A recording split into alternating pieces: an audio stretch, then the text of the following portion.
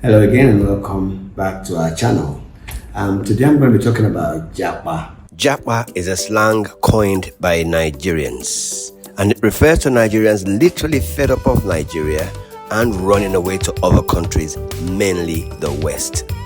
Human beings have become actors acting in a movie they did not audition for. The JAPA syndrome is that they come to tell you that you are less than a human being, and most people believe it. So I was called a while back, sometime in March last year, 2024, by the St. Patrick's College Old Boys Association, St. Patrick's College in Ikolanza, Calabar precisely, to talk about JAPA and my experiences. I'm not quite sure if what happened to me is JAPA, but please watch this episode and we'll find out. I've been asked to talk about a topic which is the JAPA topic. Now, JAPA is a syndrome that has swept the whole of Africa. It's been going on for a long time. But before I go into that, I want to touch on two things that my elders spoke about. Elder Okoro talked about the World Bank assisting women because it is their perception, not ours. They place everything on us. They never look for the African perspective. They go to the village, see happy people. They say, oh my God, they're living below poverty level. Look at those children. But those children are actually happier than these people. There's a good example that I saw on Facebook, and this Ugandan doctor. He has a YouTube channel now, you can check this out. The channel is called Farm Up. He goes to Uganda to help the poor. The poor according to their standard. But this man says, every time I go to this village, these kids are smiling, they're jumping up, they're happy. But I'm the doctor, I'm supposed to be the happy one. These are poor people I'm going to help, they look happier than me. He said he continues to go to the village, Then he realizes that he's actually not happy, he's merely fulfilling the expectation of society. But I tell you today, the doctor has told me the doctor is a full-time farmer. Go and check his YouTube channel, it's called Farm Up. He said he has never been happier in his life. What am I trying to say to you? If we follow who we are and our perception, perhaps all these issues arising in Nigeria today might not. If I ask anybody now, what is Africa like before slavery? Not a lot of us can cast our mind to life in Africa before slavery. They have convinced most of us that life in Africa started with slavery. So everybody comes with this disadvantaged mindset. Somebody else is better than me. But the truth of the matter is, we had universities before we came across these barbarians. You find that education at the highest level is in Africa before, when they were still killing and eating themselves. But if you say this to Africans, they say, oh my God, they know everything. If I tell you the civilization they stand on today they got it from Africa, so we are so powerful yet we feel unpowerful because we don't know who we are. The JAPA syndrome is that they come to tell you that you are less than a human being, and most people believe it, and they fail until they do what is prescribed by the other people. They will not be better. The JAPA has been happening for a long time. My father studied in the UK. But the difference is back then, they go there to tap knowledge and bring it back to better their country. But with time, things are getting worse. During my generation, the topic is to talk about JAPA and my experience, right? Because I've been outside Nigeria. I lived in the UK for about 30 to 35 years. But I didn't run away. I wasn't escaping. I was sent to study by my father. We didn't hate Nigeria. Nigeria was not somewhere we were running away from. We've been told that if we don't get the white man certificate, we will not be a better person in life. So the first thing I want you to know that historically, we are the foundation. So everything happening to us is by design. If I give you a mango seed today, and I say, my friend, please go and plant this for me, and I come back 20 years later and say, go and pluck pawpaw on that mango seed I gave you the last time I saw you, it's not possible. Whatever is happening to us today is by design. If we don't decode that design, we will never find ourselves. We are the thriving society. When we talk about democracy, I have my perspective, I don't know if we have time to dwell into that now, but fella said it's a demonstration of crazy people, and that is what I subscribe to. Because even the countries who sold democracy to you, they don't practice it. You go to the UK and they tell you there's division of power. Which power is divided? The monarchy is the power. There's no prime minister in the UK who don't answer to the monarchy. So what is divided is illusional. And a lot of what my senior said today, I have a saying: human beings have become actors acting in a movie they did not audition for. Because right now we are operating in autopilot. We think we make decisions, we don't make decisions. I'll tell you a very shocking story now. My child don't go to school. I homeschool my child. I took her out of school in the UK because I realized that I cannot subcontract the responsibility of parenthood to a third party. I want to influence her the most. There's no need even to have a college degree at all, or even high school. If somebody graduated from a great university, that may be an indication that they will be capable of great things, but it's not necessarily the case. If you look at, say, people like Bill Gates or Larry Ellison, Steve Jobs, these guys didn't graduate from college. But if you had a chance to hire them, of course, that would be a good idea. So, just looking just for evidence of exceptional ability. And if there's a track record of exceptional achievement, then it's likely that will continue into the future. Well, first of all, you don't need college to learn stuff, okay? Everything is available basically for free. You can learn anything you want for free. It is not a question of learning. There is a value that colleges have, which is like, seeing whether can somebody work hard at something, including a bunch of sort of annoying homework assignments, and still do their homework assignments and kind of soldier through and get it done. That's like the main value of college. And then also, if you probably want to hang around with a bunch of people your own age for a while instead of going right into the workforce. So I think colleges are basically for fun and to prove you can do your chores, but they're not for learning. The West makes a killing from Africans through education. Now that the movement of Africans to the West are regulated, does this mean that the West will forgo the huge school fees that comes from Africa? Of course they're not. They're bringing their schools to Africa. Wow, in 2025, we still do not deem it necessary to create our own curriculum. And then we wonder why these children lack self and country love and always want to leave the country. Now, let's look at 2 new educational institutions setting up in Lagos, Nigeria. Well, you don't have to go to them. They've brought the schools to you. Rugby School in the very upmarket Eco Atlantic and Charter House in Ogombo Road. Charter House charges $2 million for application form and $42 million per year.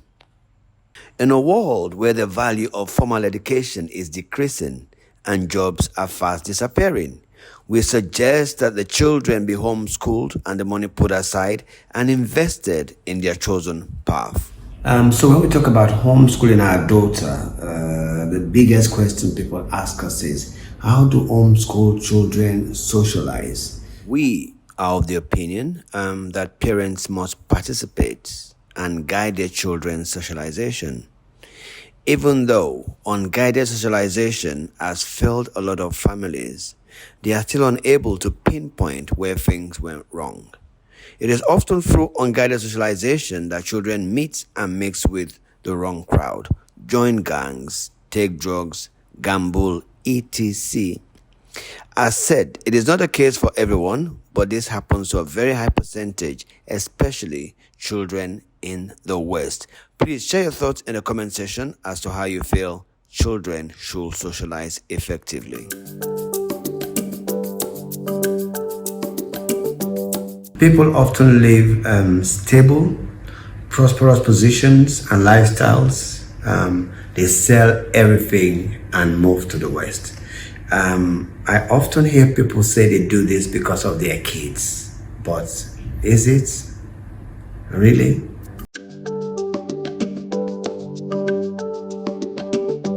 Canada makes you feel like you're working for your money. Meanwhile, in Nigeria, you're working and you're enjoying your work. Canada doesn't program you to work and enjoy your work. The master that is paying you is saying, I'm paying you to get this job done.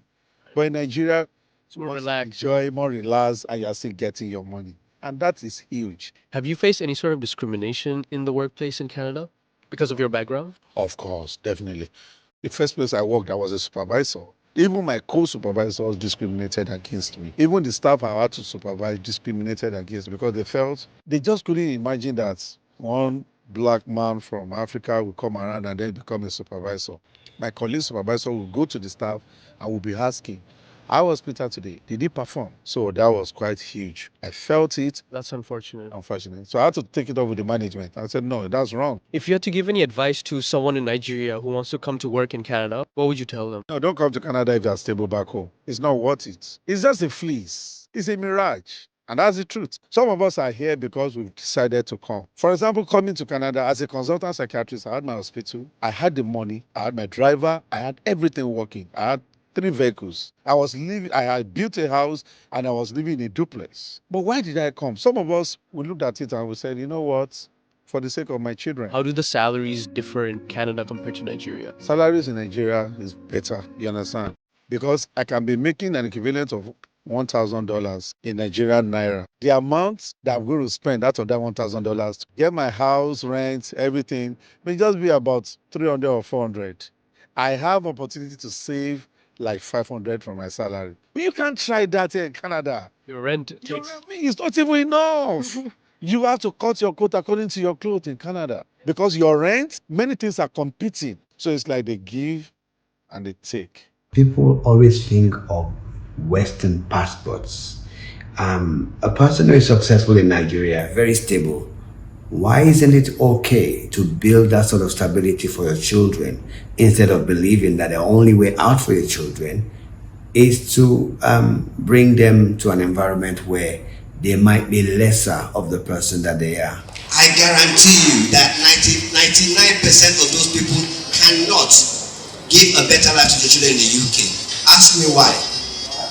Because a person who lives in Lekki in Nigeria, Victoria Island, Ikoyi, upmarket area, will happily go to the UK and live in the equivalent of nothing wrong with Moshe or Ajebole, but it's just to give you the perspective of where they were and where they are now. A Nigerian doctor who is so proud here is happy to go and be a cleaner in the UK. I've always wondered why some Nigerians always constantly criticize Nigeria. Sometimes I feel they're stuck in the West and as such looking for all these failures in Nigeria to make themselves feel better perhaps. We cannot practice other people's culture, ways of life and want to make it. So you will tell a Nigerian, go and find 2 million, let's do business. He will say, where do you want me to find it? Tell that same Nigeria, go and find 10 million and get you visa to America or Canada. He will find it. But then you say Nigeria is bad. I say this to people, Nigeria is a business country. Our government should be promoting entrepreneurship. We have the number and we have the spending power. There is nobody in the world that can spend like a Nigerian. We are where we are today for a reason. We didn't land here. So we cannot want to deal with today without looking at yesterday, as my honorable senior said. How can we just say tackle today? What led us to today? Did we just wake up today and everybody just want to JAPA? What happened to our head?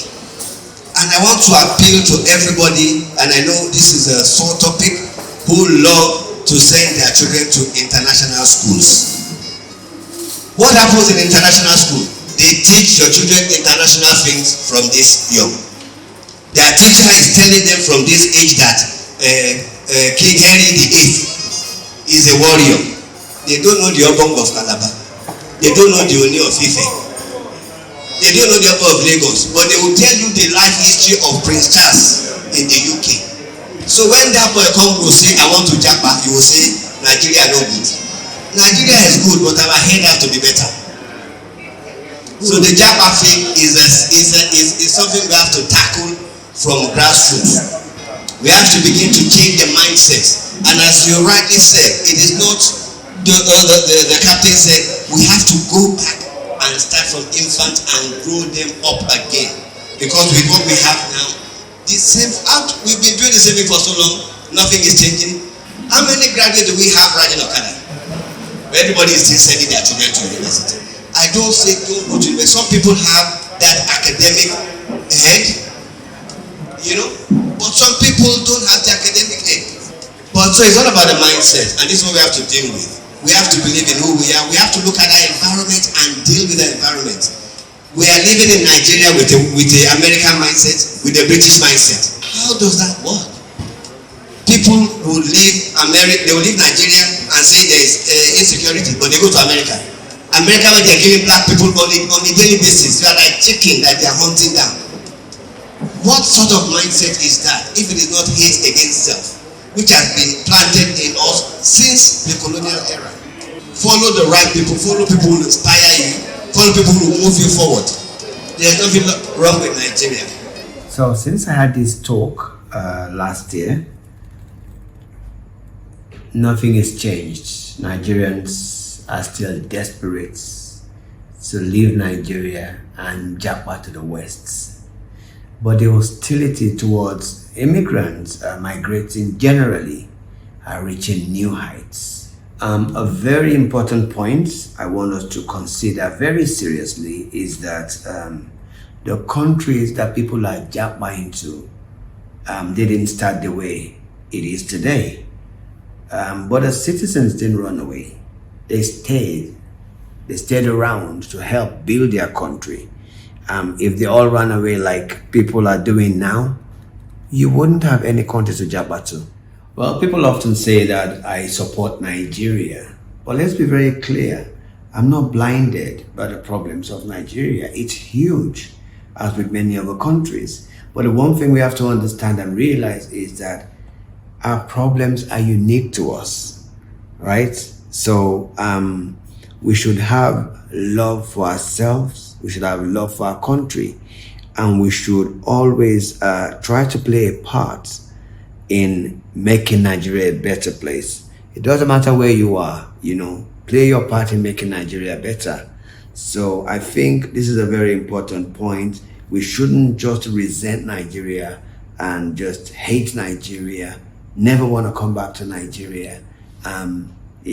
Let us work together to do what we have to do to see a better Nigeria. I've been talking since the day I came back and hoping we can make a change. Love ourselves, love our country. If you don't love yourself, there's nothing happening. This is why we are swayed by everything, because we don't have self-love. An American will never talk America down. But Nigeria will first tell you, say, stupid country. And Nigerians forget one thing: the energy you have to conquer the world. Who gave you that energy? Which country gave you that energy? It's the same Nigeria that made you, gave you that strength, that lion energy to go and take over everywhere you go. And that same Nigeria you can't believe to. Anyway, thank you for listening and enjoy the rest of your evening. Thank you for watching and subscribe to our YouTube channel.